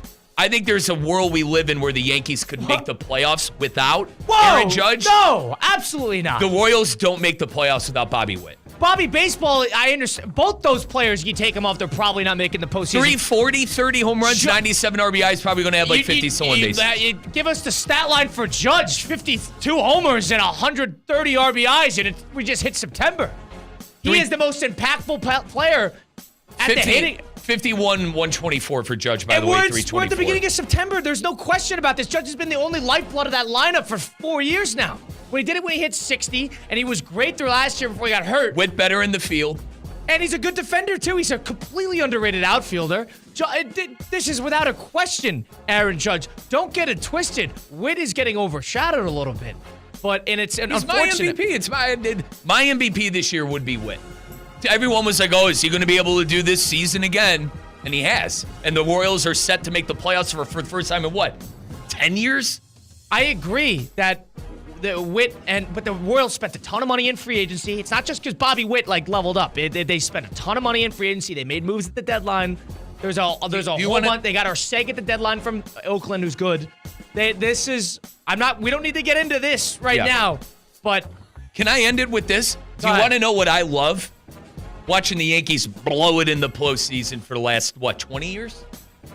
15 years? But Judge I agree, that's fine. I'm good. That's a low blow. That's a low blow. The Yankees thing is they got to get over the hump and get to that World Series. This is a year they could do it. I know they're blowing saves left and right, we've seen last night. But nonetheless, if they could figure out who's going to close games for them and they go into the postseason healthy, this could be the year that we see the Yankees. Look out for my Guardians, man. It's also playing in New York is a whole lot more pressure-packed situation than going sunshine and rainbows in Kansas City. We love you, Bobby. He's playing with his mother and father in the stands, having a good time. When Aaron Judge has got every blue-collar guy from Queens to the Bronx yelling at him every time, every Yankee player. It said Yankee bias. Call it for what it is. It's the Yankee bias. It's harder to perform in pinstripes. Without a doubt, the MVP. I think there's a little more of a conversation because of Lindor. The pinstripes are heavy. The Yankees truly are the Cowboys of baseball. It's true. The jersey's heavier. Nonetheless, let's go to number 2. Wow, that was a long number 1. We didn't even talk about Lindor. So the AP poll dropped yesterday. We got number 1 Georgia, of course. Buckeyes stayed at 2. Texas moved up to 3. Bama at 4. Notre Dame at 5. Ole Miss at 6. Oregon at 7. Penn State at 8. Missouri at 9. At 10, it's Michigan. Notables that dropped out of the poll, and the only reason that I'm bringing this up is because Florida State went from being number 10 after week 1. They are not receiving any votes. Omitted. Shout out Stephanie Prince, our boss. Oh, tread carefully, partner. I'm kidding. Tread carefully. Which of those teams in the top 10, or maybe someone outside of the top 10, is best set up to compete with Georgia for a natty? I think that a lot of people's easy answer will be the teams we saw last year in Texas and everything like that. Alabama was impressive. It's hard to gauge that. And when they're playing Fresno State and they're playing Western Kentucky, it's impossible to come up with some sort of conclusion there. But if there's going to be a team to dethrone Georgia, my gut it was Oregon a week ago. I think it's going to shift. I'm going to go with Texas. Texas, or get this, Ole Miss. Watch Ole Miss some damage. Watch Kiffin. No. Yeah. Get your popcorn ready. Get Jackson Dart in the Heisman. Yeah, let's figure out a ballot. bet. No chance on Ole Miss. Not every take has to come with strings attached. I'm going to go Texas number 1, Ole Miss number 2. Riz, who you got? Who can challenge Georgia for a natty in 2024? I think it's pretty open this year. I don't think Georgia is by far the best team in the country. I don't think Ohio State is by far the best team in the country. Now, Colin, I did think the Buckeyes were going into the year, but to be honest, I know and I'm the biggest Buckeye fan you guys know, and as I parade myself around the station all the time, I don't know if we're going to come together as a team. Too many times I've seen Ryan Day and these teams have all this talent, and something happens. Do you not think that this is a little early to make a declaration such as that they won't be able to come together? What are you proposing, a Colin, laser tag outing? I'm not listening, guys. Paintball? Colin, don't put words in my mouth, partner. I'm just saying the last 3 years they have not come together as a team. And in essence, they lose to Michigan and aren't able to pull out a close game against what people were calling the greatest team of all time in Alabama. I think in Georgia. I think it's hysterical when people look at Ohio State and go, oh, you're an afterthought. You're not even a national championship contender anymore. You haven't won in 10 years. The Buckeyes haven't lost more than 2 games in 15 years. So which side are you on? Are you on the side that they can't figure it out or the side that they're on the national contending? I'm on the side that it's open. I'm on the side that Ohio State, Texas, Alabama, I think those 3 teams can compete with Georgia. Alabama. I don't think Texas wins the SEC. I don't think Georgia wins the SEC. Have you seen their schedule? Look at Georgia's schedule. Before you light me up, look at Georgia's schedule, man. They got tough games. All the SEC's tough schedule. There's a chance where Georgia wins a national championship game and they don't even get a bye because they stubbed their toe in hard road games. And Georgia has struggled in these SEC road games. They have come from behind late in fourth quarters to win against opponents they're worse than. Colin, if they mess around on the road against good SEC teams this year, they have to play the West this year. They're on the road at SEC West teams this year. They're not going to be able to just turn it on in the last 4 minutes and pull these games out. The talk before the year was that Georgia might not play in Atlanta and still win the national championship. So because of that, because they might not possibly get a bye, I think it's wide open, and all these teams, Ohio State, Texas, Alabama, and Georgia, can all compete for the championship. It's not Georgia against everybody. You're more convinced off of Alabama over Western Kentucky and Texas over God knows who they played. Colorado State. Dude, You're more Texas convinced has over Quinn those? Texas has Quinn Ewers. Alabama has Jalen Hurts. You're acting like, oh, man, they rolled that. You're acting like that's all I'm going on here. I think Kalen DeBoer made a big statement. They could have easily came out there and struggled to start the car against an awful team with, Emperor Saban in his suite. They got Jalen Hurts? I didn't know that. Jalen Milroe. There we go. Come on. You guys are trolling me. Honestly. I don't think you can make any declarations. Why is Georgia by far the best team? Because they beat a horrible Clemson team? They were 15th ranked. They're a bad team, Colin. I'm not getting into this again with the Dabo. Watch Clemson go 10-2 this year, right. and they have a 30-point loss. Dude, Clemson's going to lose to Florida State. You heard it here. What's number 3 or 4, wherever the hell we are? Number 3. There are, every time, year after year, we see teams that were playoff teams, even in the AFC and NFC championship games, drop out of the playoffs the following season. In 2024, which NFL team is setting up for the biggest drop-off? Go ahead, C. I got an interesting one here, and it might be a little bit of bias, and I know a lot of people are happy on them. Houston. Wow. Houston was overly reliant. I don't have the stats in front of me, but I know it's true. Take my word for it. They were overly reliant on third down passing. I don't like the CJ Stroud media tour he's done with Micah Parsons, sumo wrestling in Japan. I don't like that. And I do not think that Houston is all that people make him out to be. I could see Houston struggling a little bit, and I could see Houston falling off the map with, I'm going to assume, is an improved AFC South. For me, it's Pittsburgh. Who are their Colin? Pittsburgh's been Pittsburgh. Colin, remind me who their quarterback is. Well, it's probably it's Wilson and then Fields. Yeah. Comparatively to in that Rudolph division and Pickett. In that division, every single year. Hang on, hear me out, Colin. Every single year, I watch Mike Tomlin in the final 6 games of the season scrap for like 3 or 4 wins, inch their way to the playoff, and exit in the first round. This is the year Tomlin doesn't go over 500.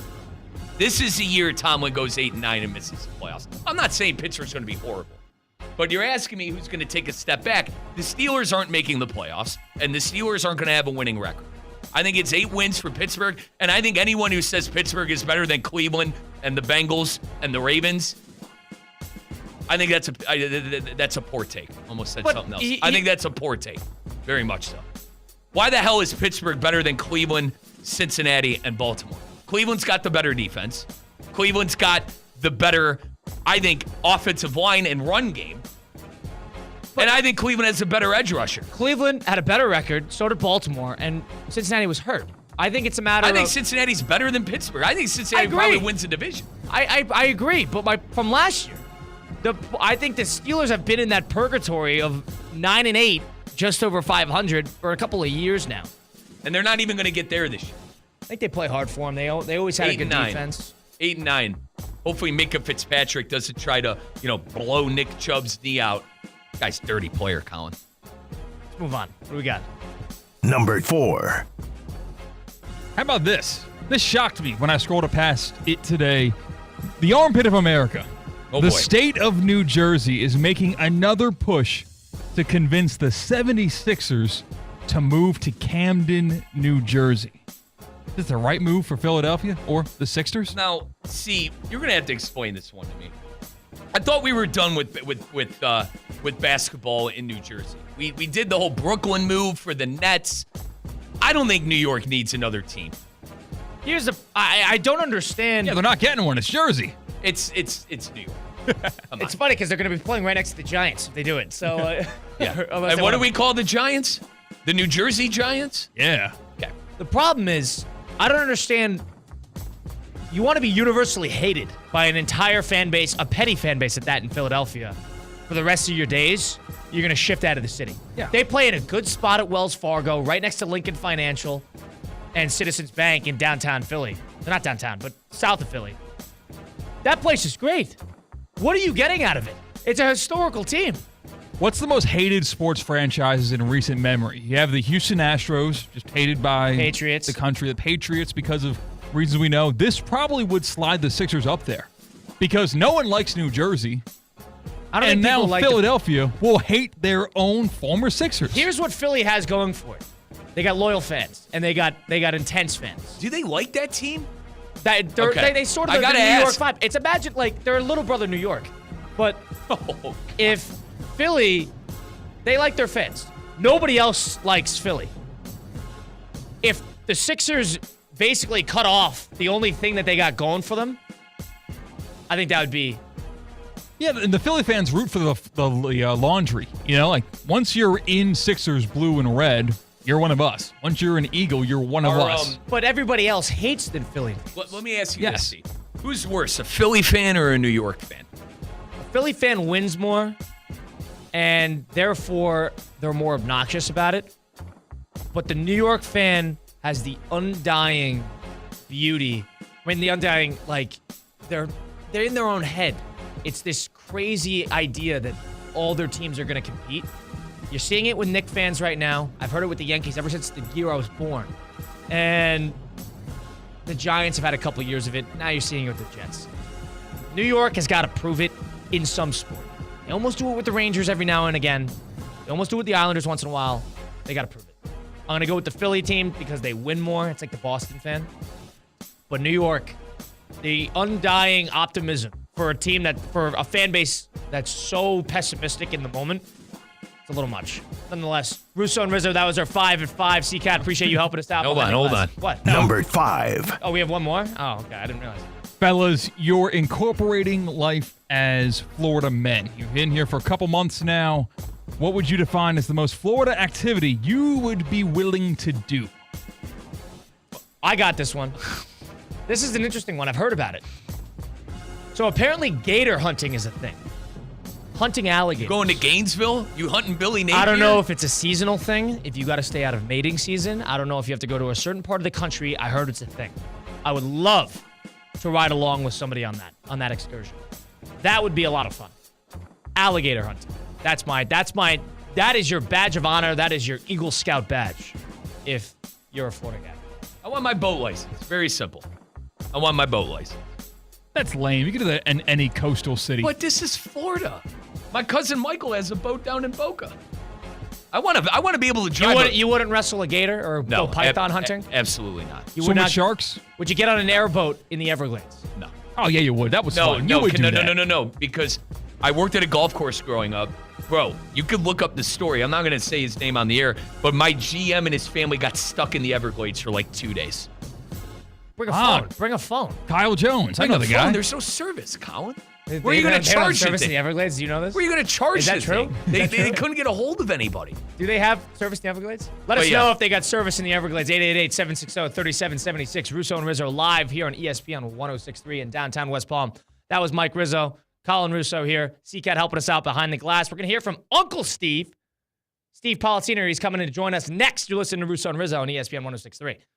Live from the Anajar and Levine Accident Attorney Studios. Anajar and Levine Accident Attorneys. Call 1-800-747-FREE. This is ESPN 106.3. Hey, it's Josh Cohen for the Accident Attorneys, Anajar and Levine. Car accidents, truck accidents, slip and fall, trip and fall.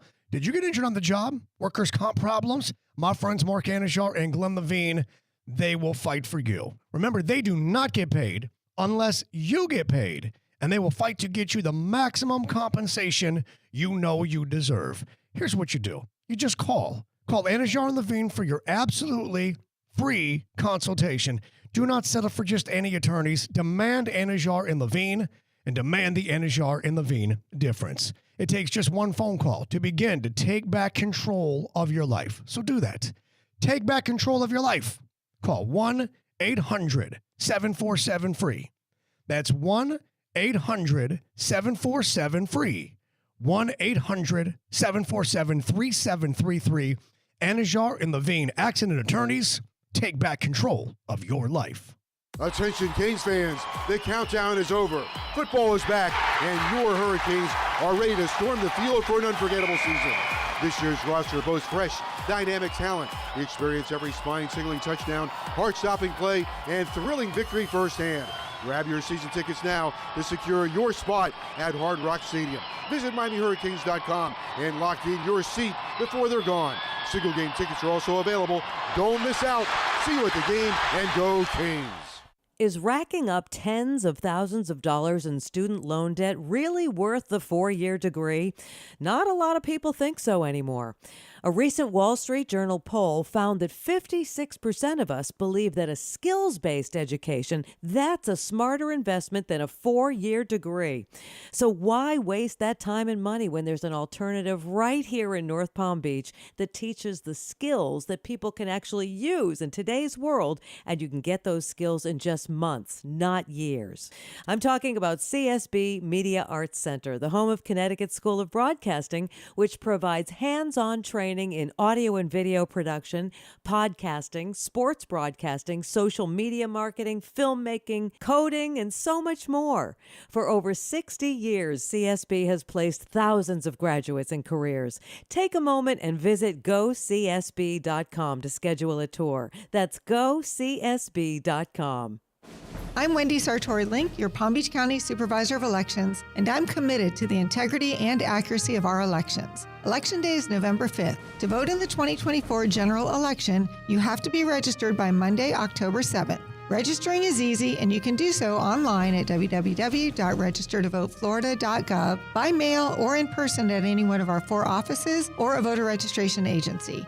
Your vote is your voice, and we're here to make it count. Sponsored by the Palm Beach County Supervisor of Elections. The annual Boca Raton Bowls ABC Supply Great Chefs Tailgate Showcase, presented by Boca Raton Innovation Campus and CP Group, heats up on Tuesday, October 15th from 6 to 8:30 p.m. Join me, Theo Dorsey, with ESPN West Palm at Brick in Boca Raton as dozens of local chefs, breweries, and cocktail masters serve their favorite tailgate classics. Tickets are on sale now. Visit spiritofgivingnetwork.org/events to purchase your tickets today. Guys, listen, your body chemistry is as unique as your fingerprint. There's no one-size-fits-all solution that brings back the testosterone that you had in your 20s. Now, the good news, Andrologics Health in West Palm Beach been treating and beating low T for over 20 years. Their doctors design custom testosterone replacement therapies that are shipped right to your door. No need to go anywhere. So get started today. Visit andrologics.com. That's ANDROLOGIX.com. Andrologics Health, because experience matters. With the resources of a national bank and personalized service of local teams, PNC Bank is committed to helping their customers and communities move forward. PNC, local teams working to make a difference in the South Florida community. See how at pnc.com.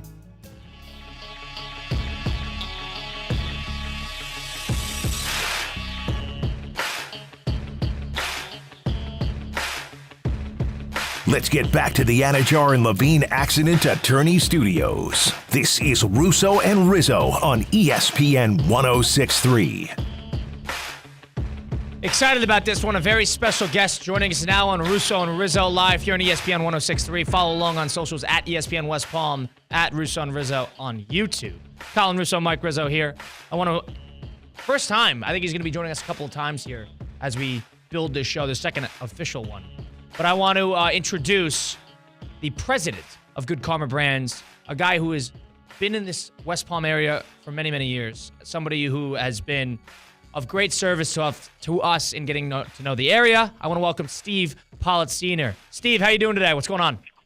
Wow, Colin and Mike, congratulations. I've been enjoying the program, and thanks for having me on.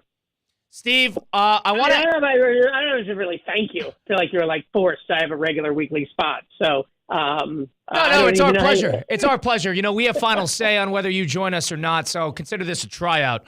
But nonetheless, Steve, I want to get your thoughts on this because it's coming up. The NFL made a decision to expand internationally. We talked about it a little earlier in the show. They're moving to Sao Paulo, Brazil for a game this weekend. We, of course, have known about it for many months, but now that it's coming up and you're hearing more about it. Eagles, Packers, Friday in Sao Paulo, Brazil. A lot of issues coming with players not allowed to leave the hotel, practice facility, families not coming, 10-hour flight. What's your reaction, and how do you really feel about the NFL expanding to Brazil? I think so much more is being made of all of those of all of those things. So, like your wife doesn't get to come on this one trip with you. So you may not want them to go to certain NFL cities. It's about growing the game, and you're talking about a country with a massive population and a massive interest, like an opportunity. And I just think it's a little more to be made than. And I don't agree with everything, and I know there's a lot of politics around this, but come on, this is a chance to continue to grow this game globally. You don't think the NFL is vetted and checked every single thing in advance? It wasn't like last week. They're like, oh, who's going to do a run through the stadium? The years in the making. Steve, really quickly, they're talking about the safety. They can't leave the hotel. What do you mean it was planned? Well, first of all, Colin, I was talking to an NBA referee a couple of not that long ago, and I don't even want to say the city, but he said when I get games in this city, I make sure that I've hit the Uber the second, and it is already there, and I peek out the door of the arena where he enters to make sure the Uber is there, because that arena is so unsafe. We're making it seem like America's perfect, and other places have more risks. You got to decide. You want to live? You want to experience stuff, or you want to live in fear? Uncle Steve, Riz here. Don't you think a place like Madrid or a Tokyo would make more sense before Brazil? So you're giving me? Is this the topic? It's a multiple choice. What place makes sense? You just told us that San Antonio, Texas, is comparable to Sao Paulo because the guy's calling the Uber from the hotel. Colin, I didn't say San Antonio. I may or may not have said Memphis, but that's. Colin and I talked earlier, Uncle Steve. We thought there were a couple other places around the world that would make sense before such a soccer-heavy country like Brazil. But regardless, I get what they're trying to do to move the game, but I thought maybe like a Madrid or staying in the continental European countries such as that before maybe heading to Brazil. It's 38 million followers in Brazil. It is the third largest market for followers of American football. They haven't played there yet. At some point, it's like this. It's like the Olympics, right? Do you cancel the Olympics because the river has you can't swim in the river? Do you not go here because of security concerns? I think that's like giving in. I think you got to go the other way and say, yes, there's concerns. Yes, we're going to have security. If you don't feel comfortable bringing your family, don't bring them. But it's bigger. It's bigger than that to me. And I think when all's said and done, the NFL will greatly benefit from it, and the game of football, American football, will greatly benefit from it. And it's no slight on Tokyo or Madrid. Put those on the list also. Uncle Steve, it sounds like you're going to Brazil, partner. Load up the jet. Sounds like you're going to It sounds like you're going to Brazil. Look, I'm not even a big You love it so much. How about you go join them? How about you hop on the team plane? Oh. Never been to Brazil, and it's not even on my list of five places I'm looking to go to. But Steve, the market, it's the third biggest market. You got to go to Brazil. Come on. Yeah, third biggest market with followers for American football. That's absolutely for sure. But look, if something terrible happens, there's always percentages, right? There's always a chance. Something bad can happen anywhere. We know that in the places with the most security, something bad can happen. Totally understand that. And next week, I'll have to eat my words if something, disastrous, and terrible happens. I'm on the whole, I'm for it. I'm for growing the game and exposing it, to other places, because then, kids will start to play it. Flag football will become a thing. And then, next thing you know, you continue the internationalization of the game, make it better like the NBA. Steve Pollicino joining us now. Good Karma Brands president, West Palm guy himself, guy who's been in the area for super long. Steve, we had a poll earlier in the show. You can catch it on Twitter at ESPN West Palm. We asked it earlier. We talked about it earlier. I want to get your thoughts on this. Which quarterback, I'm going to give you a couple to choose from. Which quarterback, actually, no, I'm going to let you, we're going to give you a couple to choose from. I was thinking about letting you go free ball on this, but Which quarterback, in your opinion, is under the most pressure to win this coming season? Lamar Jackson, Aaron Rodgers, Dak Prescott, Tua Tagovailoa, and I'll include Deshaun Watson. Those 5, which of them is under the most pressure to win this season? Lamar, Rodgers, Prescott, Tua, or Watson? Wow, yeah, that's really great, and I think you can go so many places. I'm going to go it by backwards, by process of elimination. Okay. Okay. It is not Tua. Tua got the money. He proved last year that he is a legitimate starter. He's got some time now. I don't know how much time the Dolphins have because who knows how many years Tyreek Hill has, and I think everything bases off Tyreek Hill. But I don't think there's this immense pressure that anyone's expecting them. So I'm going to put Tua out. I think Dak has none, and the reason why there is I think the world is so against Jerry Jones for the way he's handled CD and now Dak that Dak has somehow grown fandom. Dak's going to get a big contract next year, or Dak's going to get a big contract next year from somebody. And that somebody will likely be the Cowboys, and they wouldn't have won. I think he's got almost nothing to lose. He's going to be a starter somewhere next year with big money. All right? Rodgers. Because of New York, so let me wait on Rodgers. All right? Okay. Deshaun and Mike, you know this as well as anybody. Deshaun just actually has to show they can stay healthy right now. It's not the pressure to win, it's the pressure to play. The pressure to actually be healthy for 3/4 of a season. I don't think it's the pressure to make it to the conference championship game. I think it's just to make it to the season. So he's out, right? So to me, it comes down to Rodgers, and Lamar. Rodgers, because the Jets are all in. They are all in with this roster. They are all in. If this doesn't work out, and we all know tons and tons of Jets fans. I have many in my family. I don't think the Jets fans even want to see what's on the other side of this season if it doesn't work out. So I think there's an enormous amount of pressure there. I don't feel like Rodgers feels the pressure. He's been in these spots, but I think I'm really close between Rodgers and then Lamar, because Lamar, it's also you got Henry, you got the money, we've given you everything. What else has to happen, for you to win? But Lamar's pretty beloved, I think, in Baltimore. He's got his contract. If they win or lose, he's not going anywhere, and they still probably have some years left, maybe in terms of time. The Jets don't. So I think it's the Jets. It's now or never, because the other side of not winning for the Jets doesn't look like the rest of these teams. If Tua doesn't win, okay, maybe they reload next year. Lamar doesn't win, maybe they reload next year. I think if Aaron Rodgers, doesn't win, you're going to go back to another start over, for the Jets, because they have they have Wilson and Hall. They have a lot of great young players, and maybe they plug Dak in next year, and everything I'm saying doesn't make sense.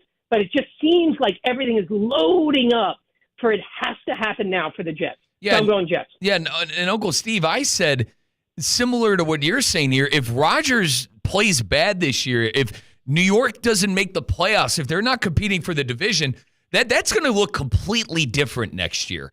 And I asked Colin, does this kind of taint Rodgers' legacy? Obviously, Aaron's won a Super Bowl.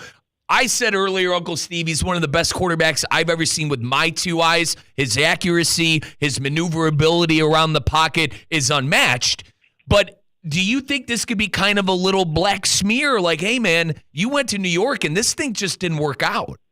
Yeah, and I think also it's almost connected to the Favre thing, where these guys left their legacies in Green Bay kind of chasing something else and it not working out. Now, there's a difference. If he gets injured and has an incomplete season, then It's almost like an NA, like an incomplete.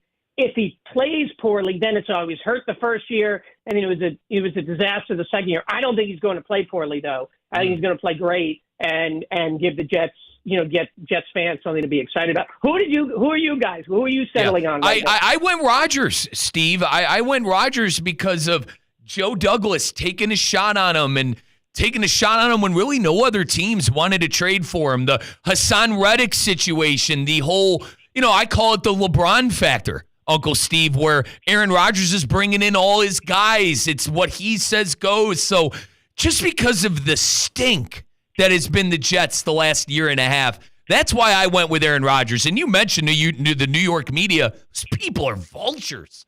They're going to bite at you any chance you get. I went with Rodgers. I don't think there's on the show. Yeah, I don't think there's a doubt about there's being pressure for the Jets to win this year, but I don't know if there's as much pressure on Rodgers specifically because, like you said, they get rid of Rodgers or Rodgers doesn't work out.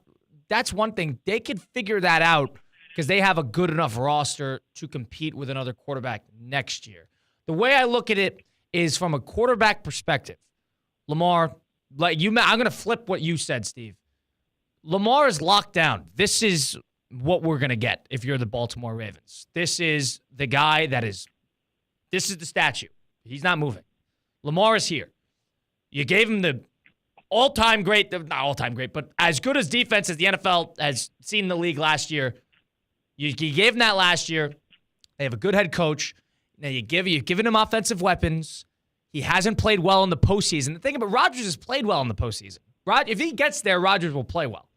Lamar hasn't played well. I think there's something that he needs to show in terms of personal performance on top of the team success, but personal performance that shows that Lamar, other than the regular season success, can actually step up and win a game. That's my take on Lamar. I was so close between those two, and I think that's a great point. It's like it's a little more on Lamar than it is on Rodgers. Rodgers is more about the Jets, but he is the quarterback of the Jets. But I think they're right there, 1A, 1B. Lamar doesn't have that game. Rodgers has a plethora of great playoff games. Lamar doesn't have that. I'm gonna disagree with you in a sense of I don't think just because Rodgers has played well in the past in the playoffs shoes him into playing well in a playoff game. I still go back to that Green Bay game that basically was a playoff game against the Lions at home. And I know, Colin, it wasn't all on the quarterback. I know it wasn't all on Rodgers, but he played pretty lousy. I'm unlike you guys. I don't think Rodgers is going to play well next year.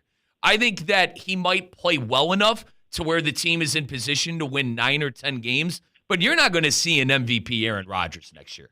I think you're living in fantasy land if you think you're going to see an MVP Aaron Rodgers. I think there's a dangerous part of Rodgers being with a chip on his shoulder. I think you're going to see that. Steve, I appreciate you giving us the time. It's been a lot of fun. First of many. I hope we'll see if you pass and make it to the second path of tryouts, but I appreciate you taking the time. Hey, you got one judge's vote here. All right. You got Mike's vote over here. So thank you so much, Uncle Steve. You know what I love? I've been here a long time, but never rest on your laurels. You got to earn it every single day. So I like that. Thanks, guys. Steve Politziner, president of Good Karma Brands, West Palm guy himself, joining us there. You did a great job there. You just went after the president of the company. Hey, Colin, you put the president of the company on trial. Hold on. You put him on trial. Hold on. This is like Rodgers. Hold on a second. Just the past success is there. We know how great he is. Dude, I mean, you put now it's time to prove it. This is Politziner with the Jets. This is the same Colin, thing with Rodgers. if he says jump, you ask how high. Key card's not going to work tomorrow. My God, see? Steve Politziner. I can compare this to the Rodgers Steve situation. has the keys to the city. This is the new generation. Steve has the keys to the city. ESPN 106.3. Steve has the keys to the city, and you just told that guy, hey, we'll see. Uncle Steve, I'm sorry, partner. He was good there. We'll have to think about this. Nonetheless, that was Steve Politziner, Good Karma Brands president, joining us there. Great job by him. We appreciated him coming on to us. Russo and Rizzo. We close out, listen to some audios, close out the show, send you off into Thursday. Come back after this, after a quick timeout. Live from the Anajar and Levine Accident Attorney Studios. Anajar and Levine Accident Attorneys. Call 1-800-747-FREE. This is ESPN 106.3. Hey, it's Josh Cohen for the Accident Attorneys, Anajar and Levine. Car accidents, truck accidents, slip and fall, trip and fall. Did you get injured on the job? Workers' comp problems? My friends Mark Anajar and Glenn Levine, they will fight for you. Remember, they do not get paid unless you get paid, and they will fight to get you the maximum compensation you know you deserve. Here's what you do. You just call. Call Anajar and Levine for your absolutely free consultation. Do not settle for just any attorneys. Demand Anajar and Levine, and demand the Anajar and Levine difference. It takes just one phone call to begin to take back control of your life. So do that.